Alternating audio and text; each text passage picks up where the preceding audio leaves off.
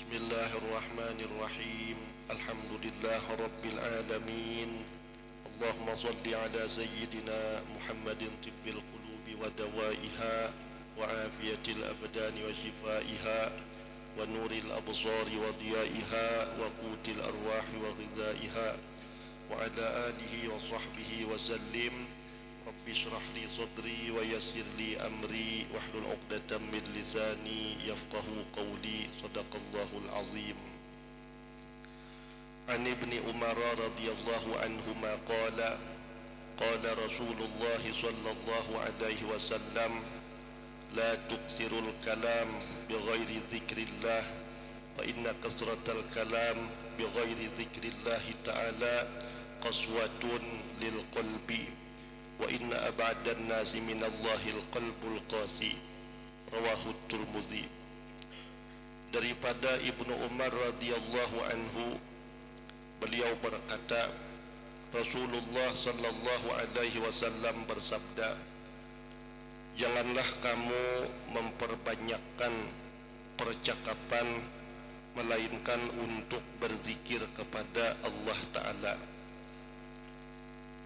Jangan banyak bicara terkecuali dalam urusan zikir kepada Allah Ta'ala, atau yang seumpama daripada zikir itu tasbih, tahmid, takbir, istighfar, salawat, Al-Quran, ataupun bicara ilmu.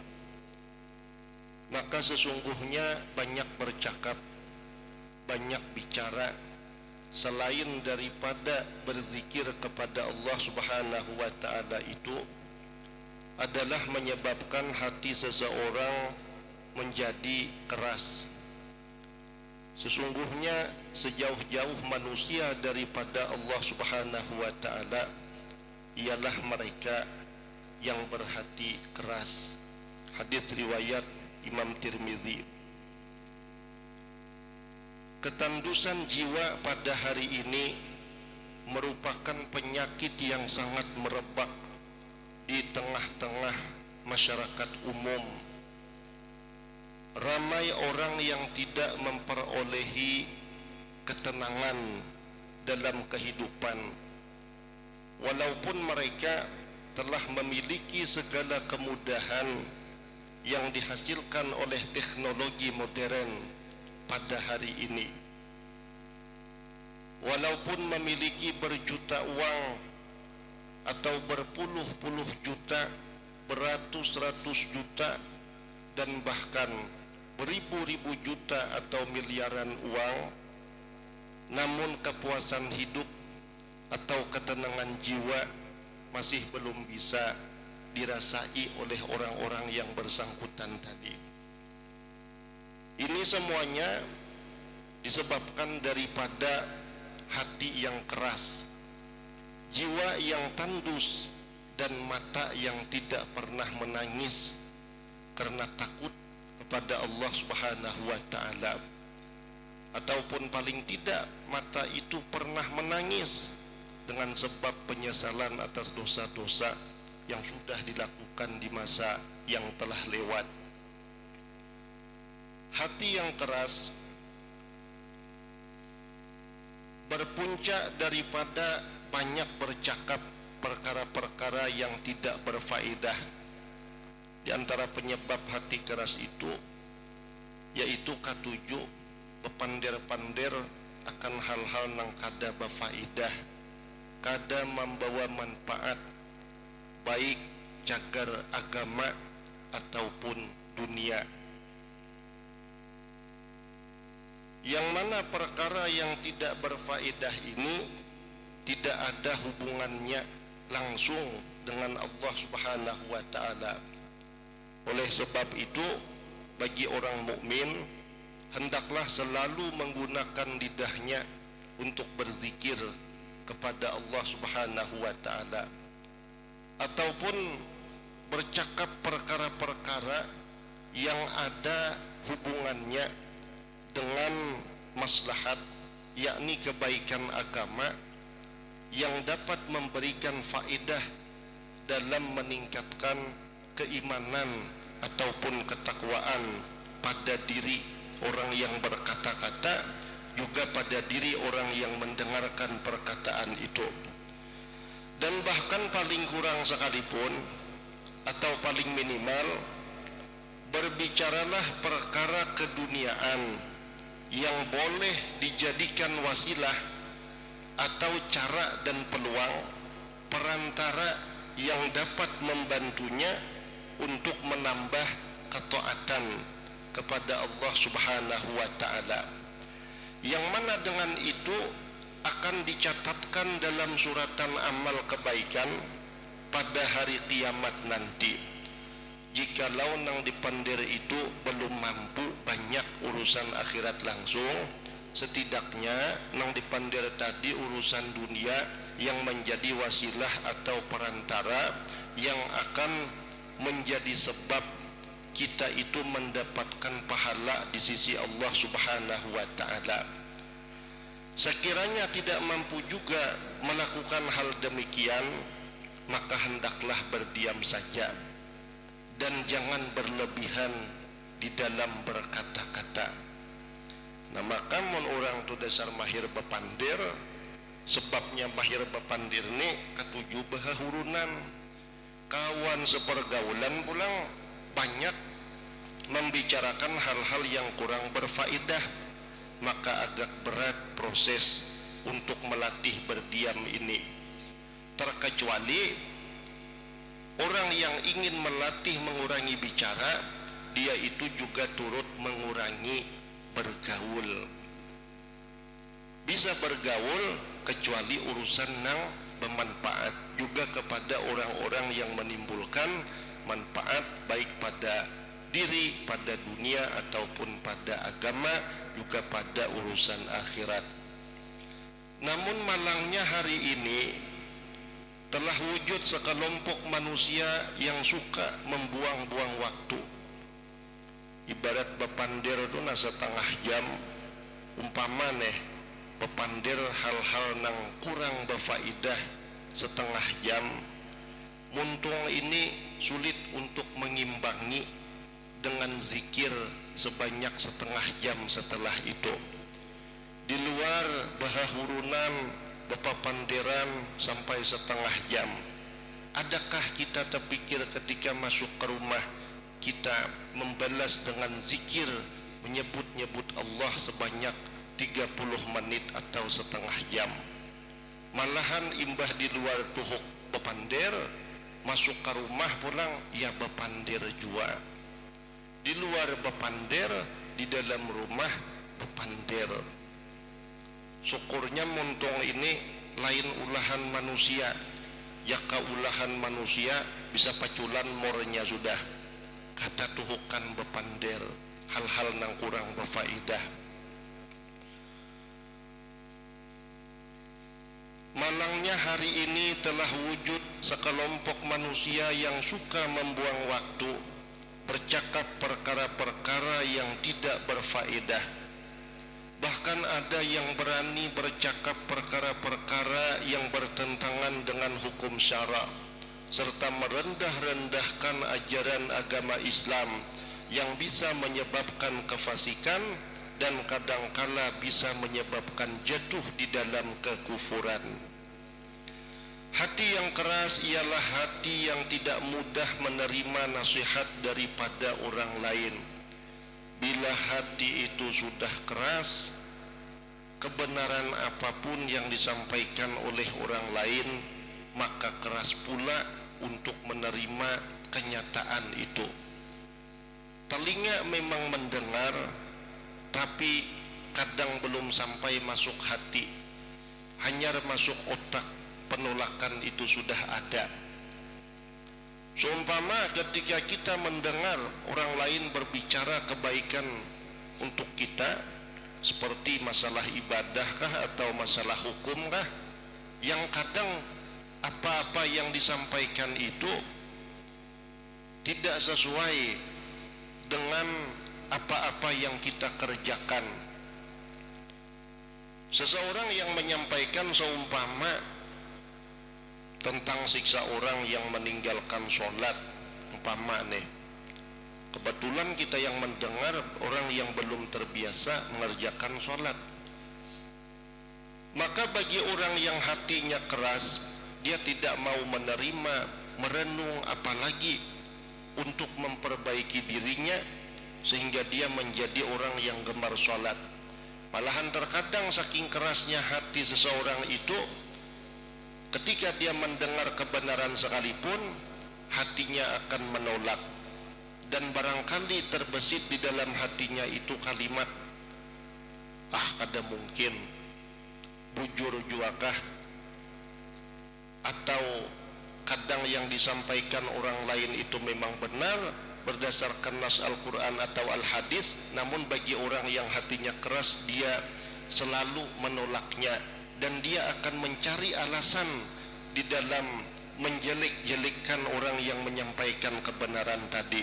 Kadang dikatakannya keras, kadang dikatakannya kasar dan sebagainya lah, daripada hasil hati yang keras itu.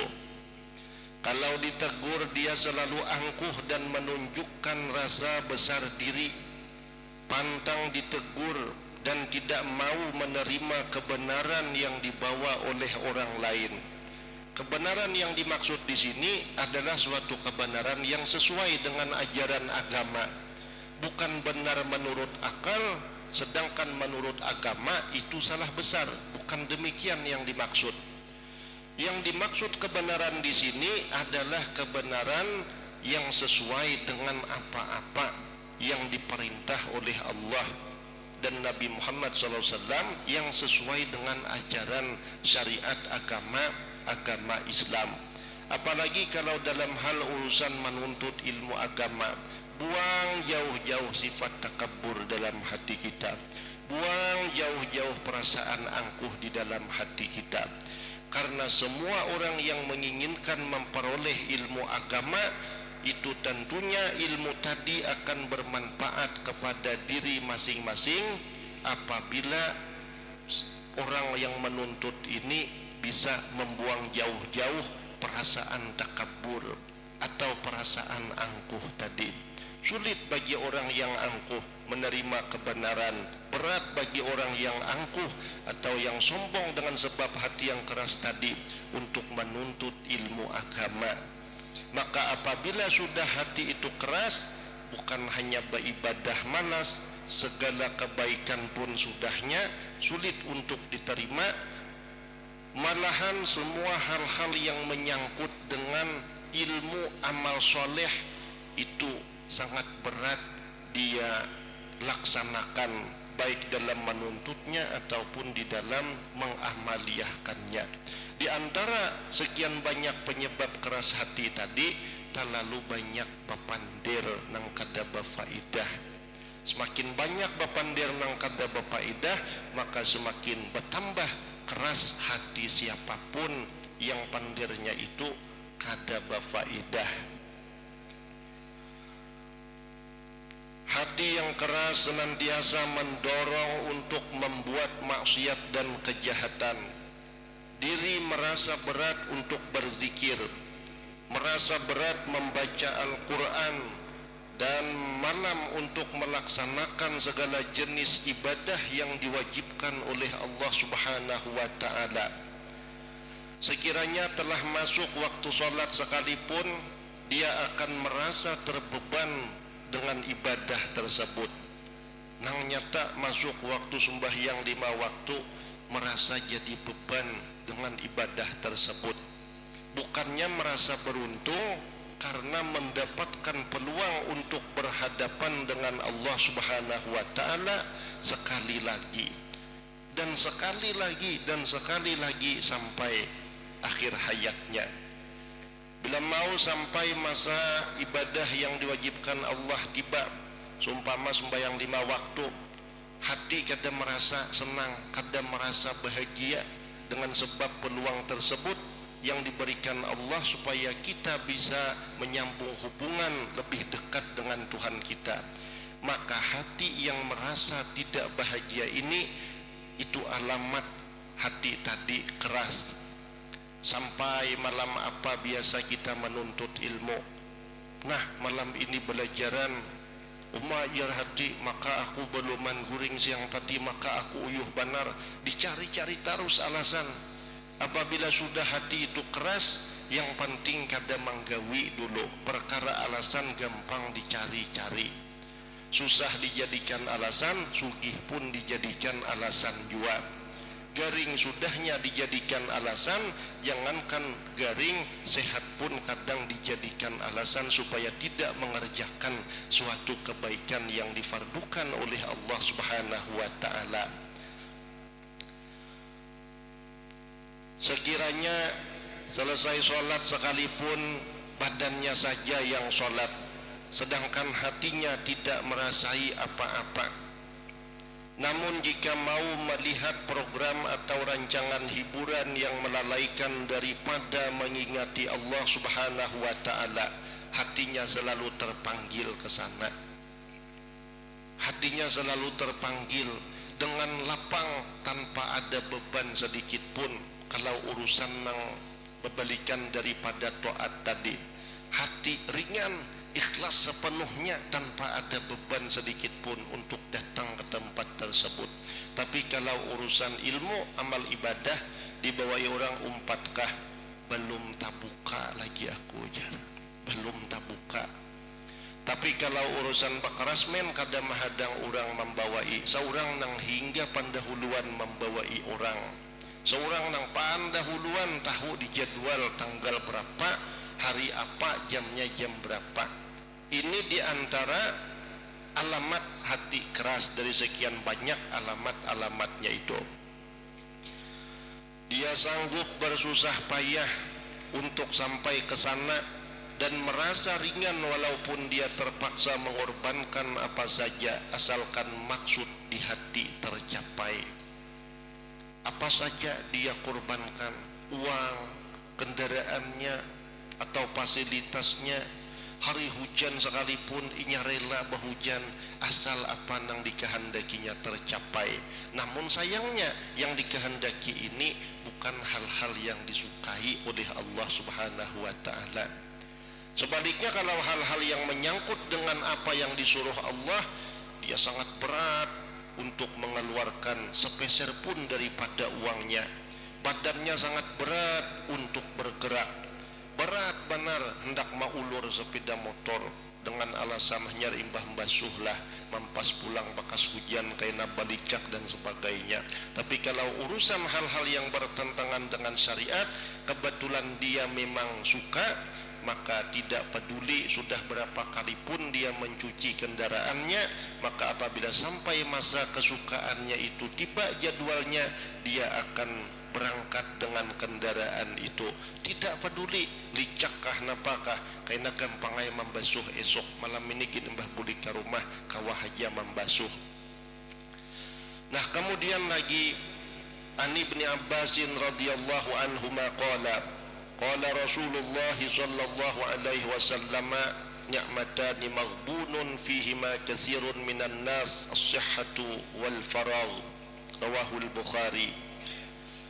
Daripada Abdullah bin Abbas radhiyallahu anhuma, beliau berkata, Rasulullah sallallahu alaihi wasallam bersabda, ada dua macam nikmat yang selalu disia-siakan oleh sebahagian besar manusia. Ada dua nikmat yang selalu disia-siakan oleh sebahagian besar manusia. Jadi ada sebahagian kecil lagi masalah ini. Sebahagian besar dua nikmat ini disia-siakan oleh manusia, yaitu yang pertama nikmat sehat, dan yang kedua nikmat lapangnya waktu. Dua nikmat ini nikmat yang sangat berharga dan sangat besar Allah kurniakan kepada seluruh umat manusia. Hadis riwayat Imam Bukhari. Kesehatan badan dan kelapangan masa ialah nikmat yang besar setelah iman dan Islam. Jadi mbah kita diadakan ke dunia, nikmat nang ganal itu nikmat kita dijadikan Allah sebagai orang yang beriman dan orang yang Islam. Setelah itu nikmat yang besar pula yaitu diberikannya kesehatan badan dan kelapangan waktu. namun ramai orang yang tidak menyadari kelebihannya kecuali setelah terlambat dan terluput waktunya.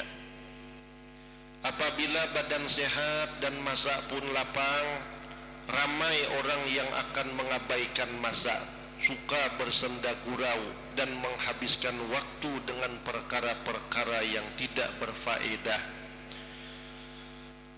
bahkan sampai terjerumus dalam perkara-perkara yang membawa kepada kemaksiatan.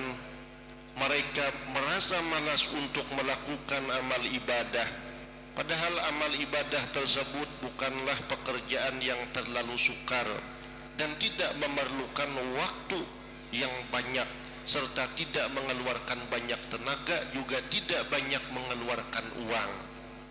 Coba kalau urusan ibadah mengeluarkan duit ada banyak juga, atau ada kalanya kada sing keluaran duit, habis itu pulang mengeluarkan tenaga banyak sampai tapaduh liir, kada juga kalau urusan ibadah tadi.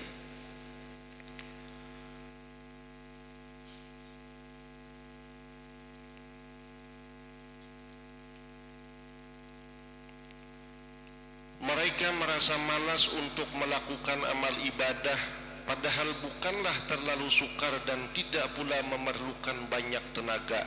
Salat bukanlah terlalu sukar untuk dilakukan. Begitu juga membaca Al-Quran dan berzikir kepada Allah. Boleh saja membaca Al-Quran dan berzikir sambil berjalan, sambil memandu kereta, dan sambil bekerja. Namun rasa segan dan malas itu sukar untuk diatasi. Jika membaca Bismillahirrahmanirrahim sambil dalam mobil, sambil bersepeda motor, rat begawi, baca sebanyak-banyaknya, atau membaca ayat-ayat Allah, itu boleh-boleh saja. Berzikir walaupun kalimatnya itu sekadar menyebut ismuzat Allah, Allah, Allah, Allah, boleh aja sambil berjalan, sambil begawian. Tapi nang maulah ngalih tak ucap ini, si malas itu, si kulir itu nang merasa ngalih berucap. Walau bagaimanapun banyak orang yang berjalan, banyak orang yang bekerja, banyak orang yang berkendaraan, mereka tidak pernah merasa sungkan, mereka tidak pernah merasa berat untuk merokok, sambung puting, tangan begawian, batis begawian, tapi meisap rokok tu berikit jadi muntung. Isap terus kada berlapas-lapasan pada muntung. Ada juga orang yang memandu kereta atau mengendarai kendaraan sambil mendengar semacam lagu-lagu dangdut dan alunan musik yang melalaikan daripada mengingati Allah Subhanahu wa ta'ala.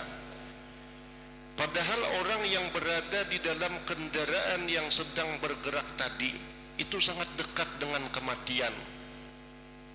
Orang yang bersepeda motor itu dekat dengan kematian. Orang yang di dalam mobil itu dekat dengan kematian. Orang yang di dalam kereta dekat dengan kematian. Orang yang di dalam kapal dekat dengan kematian. Orang yang di dalam pesawat terbang dekat dengan kematian. Kenapa? Jika lalai sedikit saja, kereta mungkin terjun ke dalam jurang atau terjadi kecelakaan di jalan raya yang bisa merenggut nyawa. Nang nyata resiko kematian di hadapan mata, asa kada mungkin kita orang beriman itu menyawat-nyawat haja bermusik-musikan di dalam mobil seumpama. Selunuhan sepeda motor andaki pulang salon, jadi di sepeda motor nang bermusik tadi, atau rahat bersepeda motor pasang headset di telinga, nah, muntung sambil menggerinel, nang digerinel bukan Quran tapi musik-musikan haja. Seharusnya ketika kita melakukan suatu aktivitas yang resiko kematian itu dekat dengan kita dan ada kemungkinan merenggut nyawa kita, justru ketika kita melakukan pekerjaan tersebut kita mesti banyak-banyak berzikir kepada Allah. Atau nang kita setel itu suatu hal nang maulah kita ingat dengan Allah Subhanahu wa taala. Nah, jadi dia sangat memerlukan pemeliharaan dan perlindungan daripada Allah Subhanahu wa taala agar dapat sampai kepada tujuan yang sebenarnya dengan selamat. Namun beginilah keadaan orang yang tidak menghargai nikmat kesehatan badan dan kelapangan waktu yang telah dianugerahkan oleh Allah Ta'ala. Apabila mereka jatuh sakit dan sudah terbaring di hospital sehingga badan pun sudah tidak berdaya lagi, maka barulah mereka mula mengerti betapa besarnya nikmat kesehatan dan kelapangan masa yang telah mereka abaikan selama ini.